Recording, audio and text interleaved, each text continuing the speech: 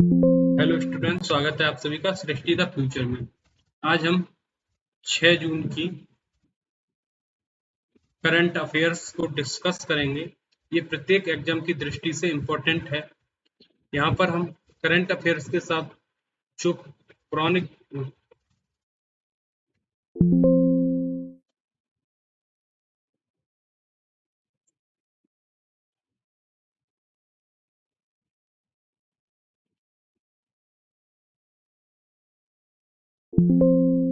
Hello student, स्वागत है आप सभी का सृष्टि द फ्यूचर में। आज हम 6 जून की करंट अफेयर डिस्कस करेंगे। ये प्रत्येक एग्जाम की दृष्टि से इम्पोर्टेंट होती है।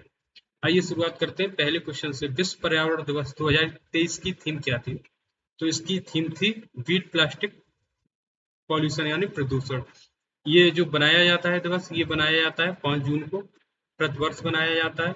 अब देखते हैं जो क्वेश्चन बनता है वो कैसे बनता है कि जो ये है वो कब शुरू किया गया। तो 1973 में स्टॉकहोम। स्टॉकहोम ये क्या है? ये स्वीडन की कैपिटल है। ठीक, स्वीडन की कैपिटल है। और यहाँ पर क्या हुआ, यूएन के द्वारा पर्यावरण से संबंधित पर्यावरण सम्मेलन रखा गया। और इसी पर्यावरण सम्मेलन में यूनेप की घोषणा हुई। किसकी घोषणा हुई? यूनेप की घोषणा हुई, अर्थात संयुक्त राष्ट्र पर्यावरण प्रोग्राम की, अर्थात यूनाइटेड नेशन एनवायरनमेंट प्रोग्राम की शुरुआत हुई। और यहीं पर फैसला लिया गया कि 1973 से प्रतिवर्ष क्या करेंगे हम? प्रतिवर्ष विश्व पर्यावरण दिवस को भी क्या करेंगे? विश्व पर्यावरण दिवस को मनाएंगे। ठीक, अब यहाँ पर एक और बात है कि इस बार मतलब इसमें किस देश को होस्ट देश बनाया गया है। क्वेश्चन ये भी बन सकता है कि निम्नलिखित में से कौन सा देश होस्ट देश रहा है। तो जो होस्ट देश रहा है वो है कोटे डी आइवर। और ये किसके साथ सहभागीदार इसका कौन रहा है? नीदरलैंड। क्वेश्चन आपसे पूछ लें कि निम्नलिखित में से किस देश ने इस बार विश्व पर्यावरण दिवस की मेजबानी की? तो कोटे डी आइवर ने की। और उसके सह मेजबानी मतलब उसके सहभाग तक साथ देने वाला देश कौन सा था? नीदरलैंड। ठीक, आप इनको बताएं कि ये किस महाद्वीप में है और इनकी कैपिटल क्या है, क्योंकि जो चर्चा में रहते हैं कैपिटल उन्हीं की पूछी जाती है किसी भी एग्जाम में। आप उठा के देख लें विगत वर्षों के क्वेश्चन। आइए चलते हैं अगले क्वेश्चन पर। मणिपुर हिंसा की जांच के लिए गठित 3 सदस्यीय पैनल का नेतृत्व कौन करेगा? तो इसका कौन करेगा? अजय लांबा करेंगे। डीवाई चंद्रचूड़ अभी क्या है? मुख्य न्यायाधीश है हमारे। ठीक है। तो इसका जो जांच कमेटी है उसकी अध्यक्षता कौन करेगा? अजय लांबा करेंगे। अब देखो यहाँ क्या है, मतलब आज की डेट तक देखें तो लगभग लगभग 60 लोगों की मृत्यु हो गई है। 60 लोगों की क्या हो गई है? मृत्यु हो गई है। और लगभग लगभग 200-250 लोग क्या है इसमें? घायल हैं। अब तो ये मणिपुर है, यहाँ हिंसा का मुख्य कारण क्या है? तो मुख्य कारण क्या है? यहाँ पर मैते और कुकी, ये दो समुदाय हैं, दोनों ही की दोनों क्या है? जनजाति जनजातियां हैं। तो क्वेश्चन पूछ लेंगे मैते और कुकी कहाँ की जनजातियां हैं? तो दोनों की दोनों कहाँ की हैं? मणिपुर की हैं। ये क्या है? कुकी है, ये मंगोल टाइप की है। और ये क्या है? महाभारत काल से पुरानी है। और ये सबसे बड़ा आदिवासी समूह है कहाँ का? मणिपुर का। ठीक है, मणिपुर का। अब इन्हीं को मैते को आरक्षण देने के खिलाफ ही क्या है यहाँ पर अखिल भारतीय मणिपुर छात्र सभा मणिपुर ने क्या कर दिया? हंगामा शुरू कर दिया। और इसी के बीच क्या है? मैते और कुकी में आपस में निर्जातीय संघर्ष बढ़ गया। जब निर्जातीय संघर्ष बढ़ेगा तो क्या है? वो एक हिंसा का रूप ले लेगा। तो हिंसा का उसने रूप ले लिया। अब देखो ये तो क्वेश्चन ऐसे बनेंगे। अब उसके बाद में और भी क्वेश्चन हमारे यहाँ से बन जाते हैं। जैसे ये पूरा सेवन सिस्टर्स का क्षेत्र है। तो ये देखो तुम्हारा असम है, ये ऊपर मणिपुर है, यहाँ पर नागालैंड है, यहाँ पर क्या है? मणिपुर है। और इसी के नीचे क्या है? मिजोरम है, यहाँ पर त्रिपुरा है और यहाँ पर क्या है? मेघालय। तो ऐसे पता होना चाहिए। तो ये क्या है? ये जो मणिपुर है इसकी सीमा किधर लगती है? इसकी सीमा आपकी म्यांमार से भी टच करती है। क्वेश्चन पूछ लेंगे निम्नलिखित में से क्या मणिपुर की सीमा म्यांमार के साथ लगती है? तो जी बिल्कुल लगती है। और ये अरुणाचल की भी लगती है, नागालैंड की भी लगती है, मिजोरम की भी लगती है। यहाँ से एक और क्वेश्चन पूछ लिया जाता है, जो तीनों तरफ से बांग्लादेश से घिरा हुआ है वो कौन है? त्रिपुरा है। ऐसे ही ठीक। और ये बीच में पूरा क्या है? असम है। असम का पूरा पुराना नाम कामरूप हुआ करता था। तो आप ऐसे याद रखें, मणिपुर की सीमा किससे लगती है? आपकी म्यांमार से भी लगती है। और ये दोनों जनजाति याद रखें। और ये तो करंट का क्वेश्चन है ही कि अजय लांबा किसको बनाया गया है? तो अजय लांबा को बनाया गया है। देखते हैं अगला क्वेश्चन। महाराष्ट्र के किस जिले में भारत के पहले कार्बन तटस्थ गांव का विकास हो रहा है? ठीक।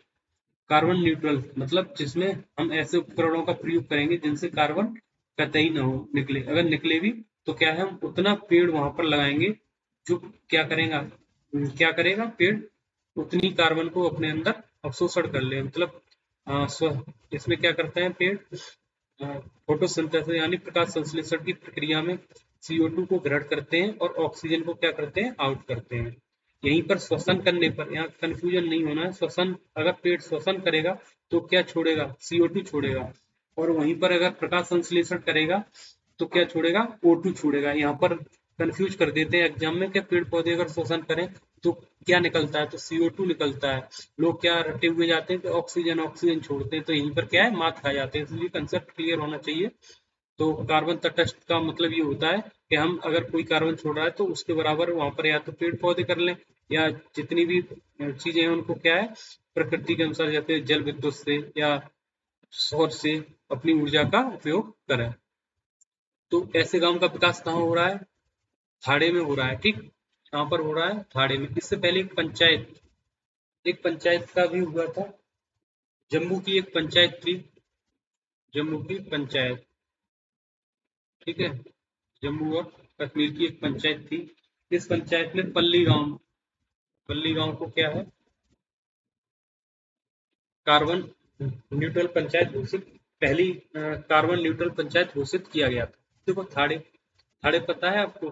जो थाड़े है वो क्या है? 16 अप्रैल, कब? 16 अप्रैल 1853 में थाड़े और मुंबई के बीच पहला जो बॉम्बे हुआ करता था उसके बीच में क्या चलाई? पहली भारत की ट्रेन चलाई। इसी 16 अप्रैल को हम प्रत्येक वर्ष क्या मनाते हैं? राष्ट्रीय रेल दिवस मनाते हैं। ठीक है, रेल दिवस बनाते हैं। इसका कारण यही है कि पहली ट्रेन हमारी थाड़े और मुंबई के बीच चली थी। अब आपको बताना है कितने किलोमीटर चली थी। और अगर आप बता सकें, पहली तो पूछ ली जाती है एग्जाम में, दूसरी ट्रेन जो थी वो किस राज्य में चली थी या किस जगह पर चली थी, तो आप उसका उत्तर बता सकते हैं। ठीक। अब देखते हैं अगला क्वेश्चन। हाल ही में सरकार ने अरहर उड़द दाल पर स्टॉक सीमा लगा दी है। ठीक। सरकार ने स्टॉक सीमा क्यों लगाई है? इसका तो उत्तर आप आसानी से बता सकते हैं, जमाखोरी और को रोकने और उपलब्धता सुनिश्चित कराने के लिए। अब आप बताएं हमें, अरहर उड़द की दाल कैसी दालें हैं? ये रबी की है या खरीफ की है? जो चर्चा में रहता है वो क्या है? पूछ लिया जाता है। तो ये किसकी है? खरीफ की फसलें हैं भारत में। और उसके बाद इनके MSP, जिस वर्ष में ये करंट में चर्चा में है उस वर्ष का MSP आप देख लें कि इनका MSP कितना रखा गया है। देखते हैं अगला क्वेश्चन। विश्व का सबसे बड़ा विश्व का सबसे बड़ा संरक्षण सम्मेलन 2025 में कहाँ आयोजित होने वाला है? तो ये आपका होने वाला है संयुक्त अरब अमीरात में होने वाला है। ठीक है, अगला क्वेश्चन देखते हैं हम।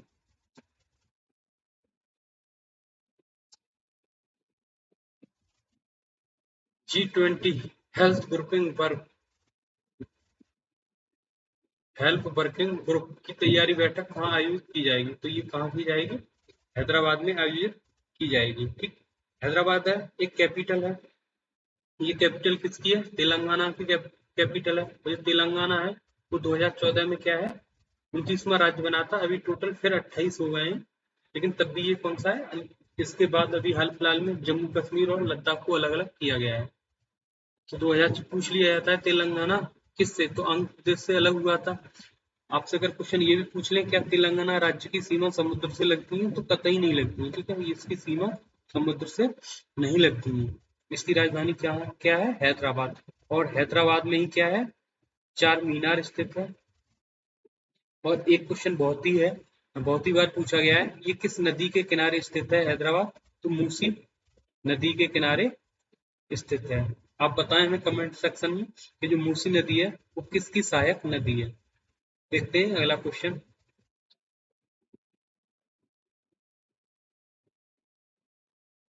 हाल ही में प्रसिद्ध रंगमंच अभिनेता आमिर रजा हुसैन का निधन हो गया है।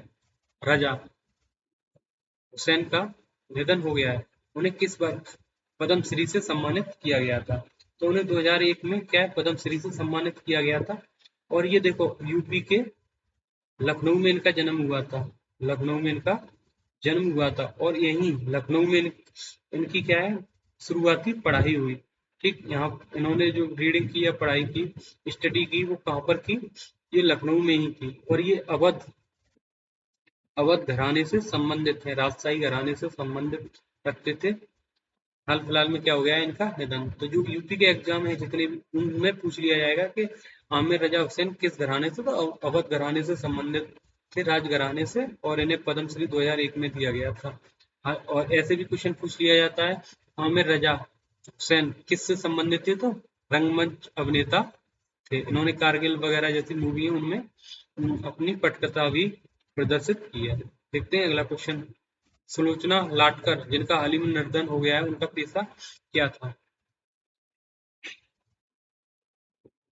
तो ये क्या थी, एक अभिनेत्री थी। इनका हाल फिलहाल में क्या हो गया है, निधन हो गया है। मनीषा, रितिका और सरिता मोर हाल ही में अपनी अपनी श्रेणियों में पदक जीतकर खबरों में रही थी। वे किस खेल से जुड़ी हुई हैं, तो वो रेसलिंग से जुड़ी हुई है। ठीक, तो ये क्वेश्चन बन सकता है आपका कि मनीषा किस खेल से जुड़ी है, रितिका किस खेल से जुड़ी है, सरिता तो ये किससे जुड़ी है, रेसलिंग से जुड़ी है। महाराष्ट्र राज्य सरकार ने हाल ही में कूड़े में निवेश के लिए निम्नलिखित में से किसके साथ समझौता ज्ञापन पर हस्ताक्षर किए हैं, तो ये हस्ताक्षर किए हैं बजाज फिनसर्व के साथ। किसके साथ, बजाज फिनसर्व के साथ। ये क्या है, ये गैर बैंकिंग वित्तीय सेवा कंपनी है। गैर बैंकिंग वित्तीय